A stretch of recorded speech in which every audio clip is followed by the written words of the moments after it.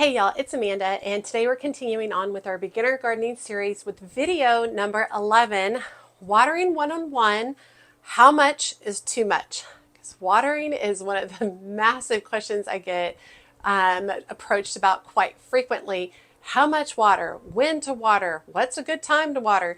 There's so many different questions in regards to watering your plants. So if you've ever stood there in your garden wondering, should I water this or not? You're not alone. And I even still do that quite frequently. So today we're breaking down how much water plants actually need, what overwatering looks like, and how to stop guessing on how much water to apply. The real focus of today is going to be observation over scheduling. And remember that this video is part of a 14 video series for beginner gardening where we really break down all the beginner basics that you need to know. If you want to watch the rest of these videos for the beginner gardening series, you can wait till the end and there will be a link to the playlist at the very end. I hope you guys will enjoy them. I started these videos at the beginning of January 2026, and I should be wrapping up video number 14 about mid to the third week in February. Okay, so topics we're going to discuss today: why overwatering is more common than underwatering, the finger test, your best tool, deep watering versus frequent watering, containers versus in-ground watering, and signs you're watering too much. So let's dive in. All right, number one, why overwatering is more common than underwatering. Beginners water from love, not from logic. I feel like a lot of beginner gardeners just think more water is better, and they water and love the crud out of their garden and plants and then end up overwatering everything. And if you are doing that, you're not alone. We can fix that. So what do we want to learn today? Well, overwatering, if you overwater, it suffocates the roots. The roots sit in this really moist, water-filled soil, and they can't get oxygen. They can't get air, and therefore they suffocate and die. Overwatering also causes rot, and when roots start to rot, they are the foundation of the plant and your plant will die. So what do roots actually need? They definitely need water. They just don't need to be sitting in flooded water all the time. And they absolutely must have oxygen. Well-draining, aerated soil that has oxygen through the soil really helps create beautiful, healthy root system. And the reason I feel like overwatering is far more common than underwatering is people don't take the time to observe, to look, to test their soil, see what's going on with that soil prior to adding more water. So that moves us on to number two, the finger test, your best tool. Your finger is more accurate than any schedule of watering anybody's ever going to tell you. Utilizing your finger to touch that soil, feel how wet it is, that is going to make the biggest difference in figuring out when to water and when not to. So what is the finger test? So you want to stick your finger 2 to 3 inches into the soil. And what the reason you want to do that beyond the top of the soil is you really want to get down to where the roots begin. At that point where you can see if there's moisture down there 2 to 3 inches down below the soil line. If it's moist at 2 to 3 inches, wait, you don't have to water. If it's dry, you want to water deeply. We'll talk about deeply later on, but you want to water deeply. How do you know if it's wet or if it's dry? You can't tell. Quite frequently, if it is moist soil, it's going to stick to your finger. It's going to stick to the tip of your finger. If you're unsure, dig back a little bit more of that soil to really get down there and look and see if you feel like it's moist. You might even have to grab a little bit and run it through your fingers to see if it's moist soil. If it's once you're done checking it, just push that soil back into place. The finger test is incredibly important. And you cannot just finger test in one particular portion of the garden. You need a finger test in multiple places. So before watering, take the time, do the finger test and check it out. There's going to be areas of your garden that are going to drain better and dry out faster. There are going to be areas of your garden that are in full shade and therefore they really don't evaporate as fast and it holds more moisture.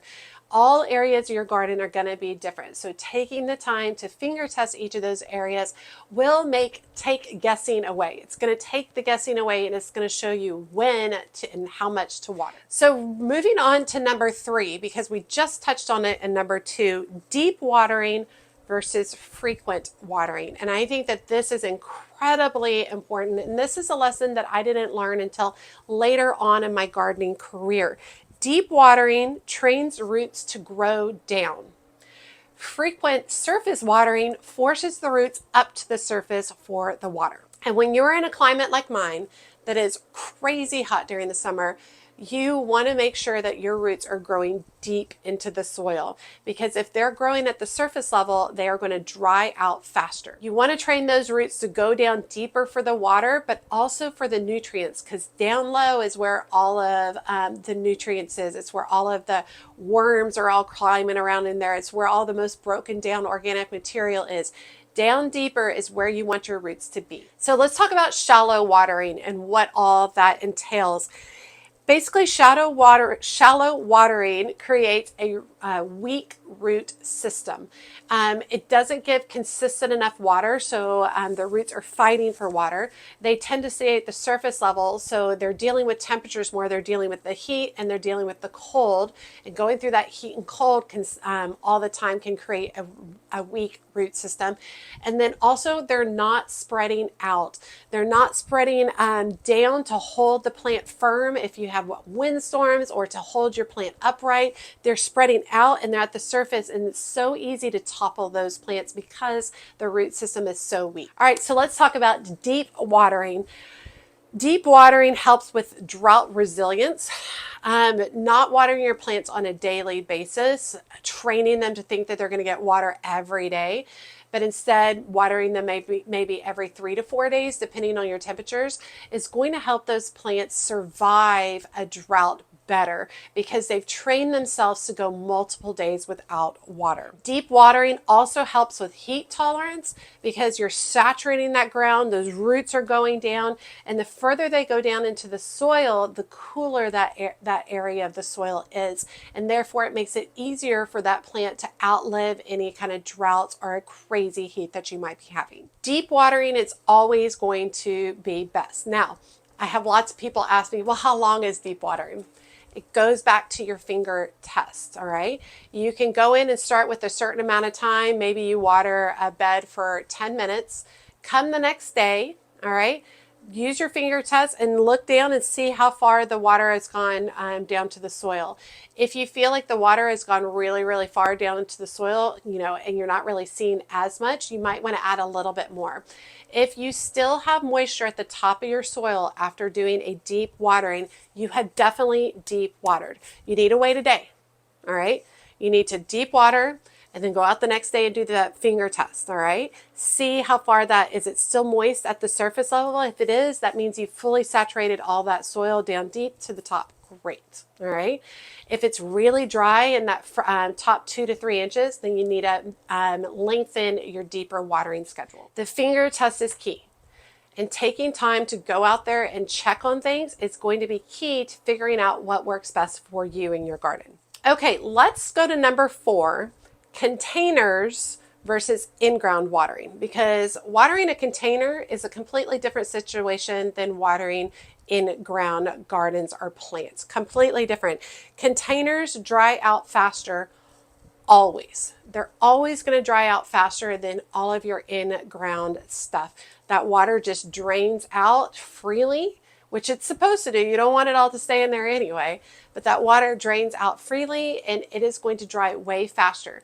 It is not, I do not have my containers on the same schedule as everything else for my in-ground stuff.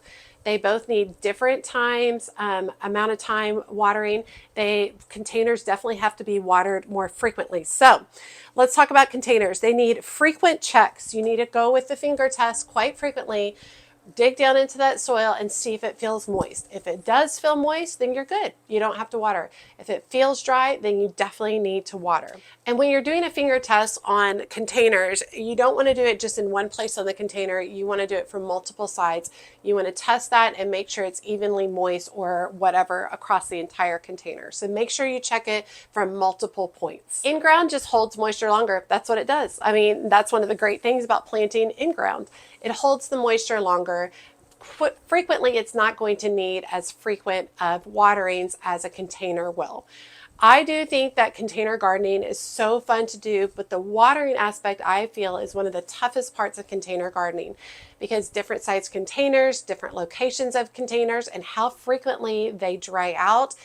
It can be a lot figuring out which containers need to be watered when. But more than anything, do not treat your containers and your in-ground watering the same. They are two completely different entities, and you need to test both of them to figure out what works best for each. All right, number 5 on my list is signs you're watering too much. And this is what I get asked all the time is, well, how do I know I'm watering too much? So basically the plants are going to tell you. They are going to give you signs and symptoms that are going to show that you are watering too much. One of the most obvious things is your ground is always wet. If your ground is always wet, you're watering too much and you probably have some drainage issues. And I'm not saying wet, a couple of minutes after you're watering. I'm talking about a few hours later, you walk outside and all that top layer of the soil is still wet. You come out the next day and that soil is still wet right on top. That is literally telling you that you're watering too much or you've got a drainage issue. Some other symptoms that you'll notice from plants, the leaves will yellow. When they're overwatered, they are suffering and they will yellow their leaves and drop those leaves in order to try to save themselves. So if you see a lot of yellowing leaves, that is a sign of overwatering. Wilting in wet soil. So wilting plants are either telling you that they're too dry or too wet. So specifically, wilting in wet soil tells you that they are overwatered. If you have wilting in dry soil, it tells you it's thirsty and it needs to be watered. Mushy stems, any kind of mushy stems or mushy leaves is definitely telling you that it's overwatered, it's oversaturated, and it's beginning to rot. And stinky soil. Anytime you're digging around in soil or around plants and the soil smells terrible, and I'm talking about rotting. Soil has a natural kind of smell that has it's musty, but it's clean smelling. If it's rotting, there's no guessing. It smells terrible. It smells like rotting garbage. And when the soil smells like that, it is overwatered. So what do you do if you have overwatered plants and they are showing all of these signs for the overwatering?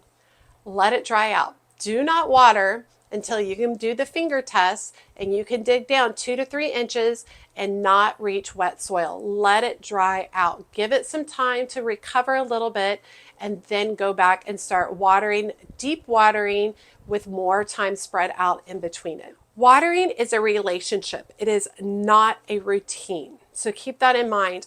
There's a lot of different ways to water your plants. A lot of gardeners I talk to hand water their plants. And that is, they'll say it's a routine, but it is a relationship because they are out in their garden on a daily basis, checking, looking at the plants as they're watering. Hand watering forces you to observe.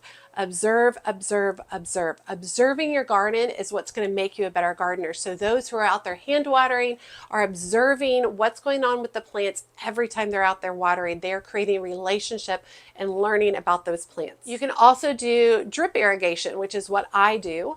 And for drip irrigation, basically it's a whole automated setup. But that automated setup for me is changed frequently, almost monthly, depending on how much rain we've received. Do I have early warm temps? Am I struggling with drought? What's going on?